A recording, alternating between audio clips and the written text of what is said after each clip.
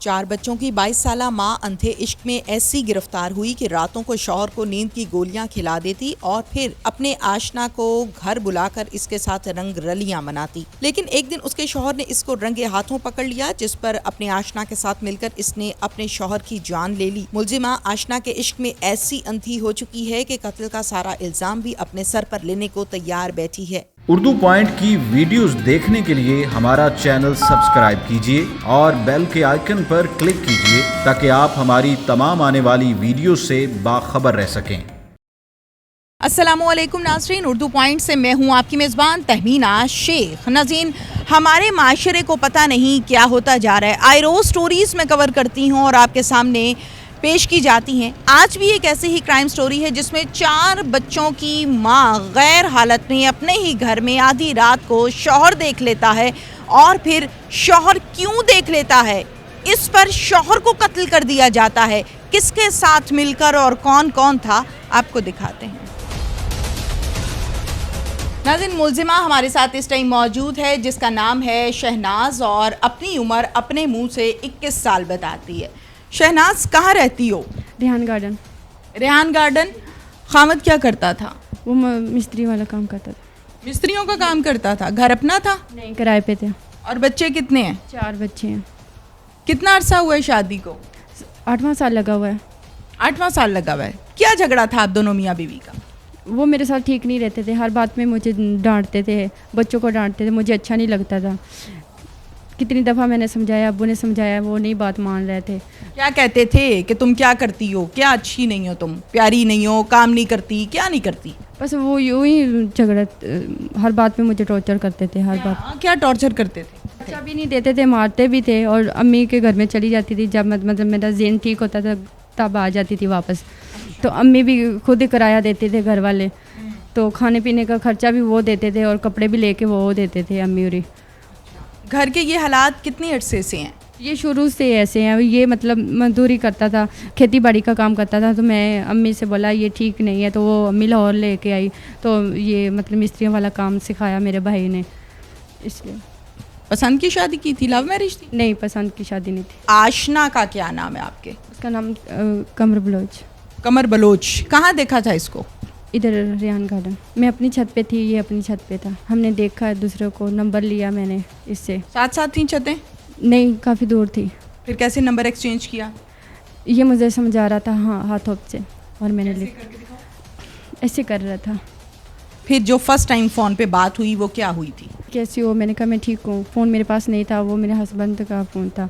आस्ता आस्ता जैसे जैसे रब्ता तो होता था, नीचे से गुज़रता था। अच्छा। नीचे से रब्ता होता था, तो फिर मैंने आस्ता आस्ता अपना खुद मोबाइल मैंने खुद लिया। अच्छा। तो इससे ये शादीशुदा है? नहीं, अनमेरिड है। इसको पता है कि तुम 4 बच्चों की माँ हो? नहीं, पहले नहीं पता। नहीं, पहले नहीं पता था, बाद में पता चला।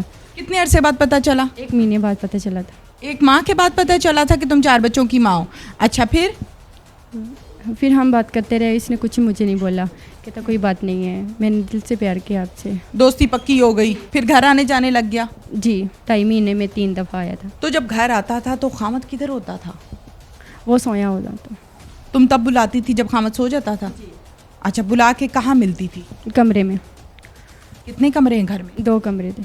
एक कमरे में इसको बुला लेती थी, एक कमरे में खामद? और सामने वो गराज में होता था, वो टीवी लॉन्च में होता था। आरिफ, मेरा मियाँ। और ये? हम कमरे में होते थे। कितनी देर बैठता था? बस ये 2-3 घंटे। हम बैठे थे तो उठ गया आरिफ। इसने कहा, कमरे का मेरी बात सुनो। वो बात नहीं सुन रहा था, वो मारने लगा मुझे। उसने मारा, इसको मारा। तो ये नीचे जा रहा था। मैंने कहा नीचे मुझे तुम ना जाना, मुझे छोड़ के मुझे मार देगा। तो वो फिर भी नहीं, हम दूसरा शोर कर रहा था, हमें मार रहा था। मुझे आरिफ मार रहा था? खामद तुम्हारा? उसने मुझे मारा और इसको मारा। तो झगड़ा कर रहे थे, काफ़ी कर रहे थे। मैं ईंट पड़ी थी, मैंने इसके सर में मार दी, आरिफ के। तो वो गिर गया। वैसे जैसे गिर गया, हमने मतलब किचन का कपड़ा पड़ा था, वैसे हमने गला दबा दिया उसका। आप मुझे ये बताएं, आपने जो गोलियां उसको खिलाई हैं वो कौन लेकर आया था? मैं खुद नीचे से ली थी, नीचे डट कर था, मैंने ली थी किराया। मैंने कहा मुझे नींद नहीं आती, मैंने गोली लेनी है। कहता नहीं बाजी मैं नहीं दूंगा। मैं ज़बरदस्ती लेके आई। वो गोलियां तुमने कैसे उसको खिलाई? मैंने दूसरा चाय में डुबो के, चाय में मिक्स करके खिला दी उसको कि ये सो जाए? पहले भी देती थी? एक दफ़ा पहले दी थी, कितनी? 2 दी थी। 2 ही पहले दी थी, उसको खिला के सुला दिया होगा, फिर इसको बुला लिया था कमर को? जी अच्छा, अब भी 2 ही दी थी? जी, अभी 2 दी तो वो उठ गया। जी। अब मुझे बताओ कि जो तुमने किया है, तुम्हें एहसास है तुमने क्या किया? हो रहा है एहसास मुझे, क्या? माफ़ी के लायक नहीं हूँ। प्यार था तुम्हें इससे? जी, मुझे इससे प्यार था। अभी भी है? जी हाँ जी। अभी भी है?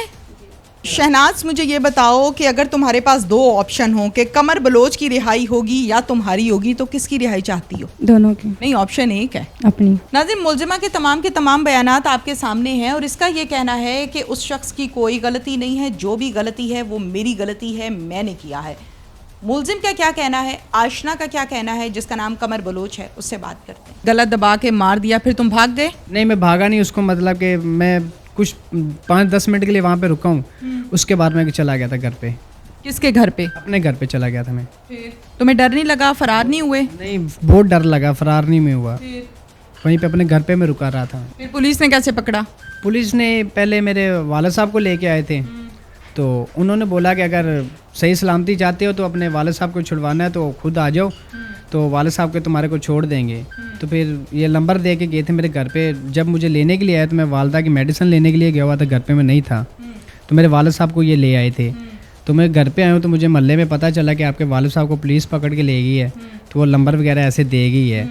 तो जब जैसे ही मैं आया, मैं थोड़ी लेट से आया था, तो फिर हमने कॉल की है, तो पुलिस वाले आके मुझे लेके मेरे वालिद साहब को छोड़ दिया। जी। अब तुम क्या कहोगे? जो हुआ वो क्या हुआ? जो भी हुआ वो गलत हुआ है, बस यही है। तुम्हारा बनता था एक शादीशुदा 4 बच्चों की माँ के घर में रातों को इस किस्म के नाजायज़ ताल्लुकात रखना, और फिर अगर उसका खामद उसको गैर हालत में देख ले तो फिर वो क्या करेगा? ये तुम्हें एहसास नहीं था, अंदाज़ा नहीं था? मैम, हम गलत ऐसा कोई काम नहीं था कर रहे, सिर्फ बैठ के बातचीत ही कर रहे थे। मुझे ये पता नहीं था कि इसकी ये 4 बच्चे हैं। तुम उसके घर आते जाते थे, तुम्हें कैसे नहीं पता था? ना, मेरी बात सुने, हमारे जब मैं इसके घर पे जाना लगा हूँ ना, तब तकरीबन हमें 1.5 माह से ऊपर हो गया था जब इसके घर पहली दफ़ा गया हूँ। तो उससे पहले मुझे नहीं था पता इसके 4 बच्चे हैं या नहीं है, मुझे बच्चों के बारे में कुछ भी नहीं था पता। नाज़िम, मुलजिमान के तमाम बयानात आपके सामने हैं। इस हवाले से इंचार्ज इन्वेस्टिगेशन क्या कहते हैं, ये आपको दिखाते हैं। ये एक ब्लाइंड मर्डर केस था और काफ़ी ट्रिकी भी था, क्योंकि एक तो मुलजमान ने डेड बॉडी को शिफ्ट कर दिया था दूसरी जगह पे, फिर उसकी जो शवाहत थे, उसकी चोट, वो सारे गायब कर दिए थे। और जो केस हमें रिपोर्ट हुआ, जो फर्स्ट रिस्पॉन्डर के तौर पे हम पहुंचे, तो उस वक्त ये इनिशियल जो हमें इंफॉर्मेशन मिली कि ये मिली कि ये दूध लेने के लिए घर से गया था मोहम्मद आरफ, जो मतवफ़ी है, और रास्ते में किसी रिक्शे के साथ जो एक सरिया निकला हुआ था वो उसके सर पे लगा और मामूली ज़ख्मी हुआ है, जिसकी वजह से ये घर आया है। उसकी बेगम ने ये बयान दिया कि मैंने इसको कहा कि आप जो है ना जो मरहम पट्टी करवा लें, तो उसने कहा कि नहीं जी, मर्द को छोटी मोटी चोटें लग जाती हैं, कोई इशू नहीं है, और ये बयान दी गई। उसके बाद सो गया। सोने के बाद जब सुबह 4 बजे के करीब उसकी तबीयत ख़राब हुई है, उसकी डेथ हो गई है। ये इसी बात में थोड़ा डाउट था। एक तो उसके घर से डेड बॉडी को दूसरे घर में जो इसके मुलज़मा है शहनाज, उसके वालिद के घर में शिफ्ट कर दिया गया था। जब आरिफ के घर वाले, उसके भाई इधर पहुंचे हैं, तो उन्होंने भी शक का इजहार किया। तो फिर FIR जो लॉन्च की गई कि आफ्टर जो पोस्टमार्टम रिपोर्ट है उसके बाद देखा जाएगा कि इसमें मर्डर के कितने शवाहद मौजूद हैं। जब इसका पोस्टमार्टम करवाया गया तो उसमें क्लियर कट उसको चोटें आ गई। डॉक्टर ने डिक्लेयर किया कि इसको मर्डर किया गया है। फिर हमने इन्वेस्टिगेशन इसकी शुरू की गई। इस इन्वेस्टिगेशन में हमने इनके मोहल्ले से मुख्तलिफ़ लोगों को उनसे आरा ली इसके करैक्टर के बारे में, और फिर हमने उसकी जो मतवफ़ी है उसकी CDR ली, उसकी बेगम की CDR ली। तो जब CDRs ली और उसके बाद हमने इनको इंटरव्यू किए, इनकी पूरी फैमिली को। जब शहनाज के वालिदैन की फैमिली को इंटरव्यू किया तो वहाँ पे काफ़ी सारी डाउटफुल चीज़ें सामने आ गई कि ये कहीं ना कहीं झूठ बोल रहे हैं। फिर हमारा शक थोड़ा और बढ़ गया। मीनवाइल CDR आ गई। CDR में इस शहनाज का जो मुलज़म है दूसरा, कमर बलोच, इमरान अब्बास उर्फ कमर बलोच, उसके साथ रब्ता भी था। इससे मज़ीद जो हमने ना इन्वेस्टिगेशन में शवाहद। आसानी आ गई। अच्छा मुझे बताइए कैसर साहब कि आपने डेड बॉडी देखी थी? जी बिल्कुल देखिए। अच्छा डेड बॉडी आपने देखी थी तो उसकी गर्दन पर निशानात नहीं थे क्योंकि इन्होंने कपड़े से गला दबा कर मारा है? जी जब गले में कपड़ा डाल के उसको दोनों तरफ से खींचा जाता है तो ऐसा निशान, जो कपड़ा अगर सॉफ्ट हो तो निशान इतने नहीं आते। बेसिकली उसको, उसकी जो कॉज ऑफ डेथ है वो सर पे जो ईंट लगी थी उसकी वजह से उसकी स्कल ब्रेक हो गई और डैमेज हुई, स्कल डैमेज हुई तो वो कोमा में चला गया। कोमा में गया तो फिर उसके इतनी फोर्स नहीं लगी उनको क्योंकि वो आसानी से उसको मर गया था वो। अब जो ये चोटें हैं वो वाजे होती हैं पोस्टमार्टम रिपोर्ट में। अब डॉक्टर ने डिक्लेयर किया है इसके गले पे भी स्क्रैचेस थे, ब्रूजेस थे और उसके सर पे भी जो है ना सीरियस इंजरी। अच्छा मुझे बताइए कि जो मतवफ़ी है उसकी फैमिली अब क्या कहती है? जी उसके भाई जो है अब्दुर्रहमान और वगैरह जो इधर आते हैं वो, उन्होंने पहले दिन भी हमें कहा था कि अगर हमारा भाई एक्सीडेंट में ही फौत हुआ है तो हम किसी के ख़िलाफ़ कोई कार्रवाई नहीं करवाएंगे, लेकिन हमें इंसाफ मिलना चाहिए।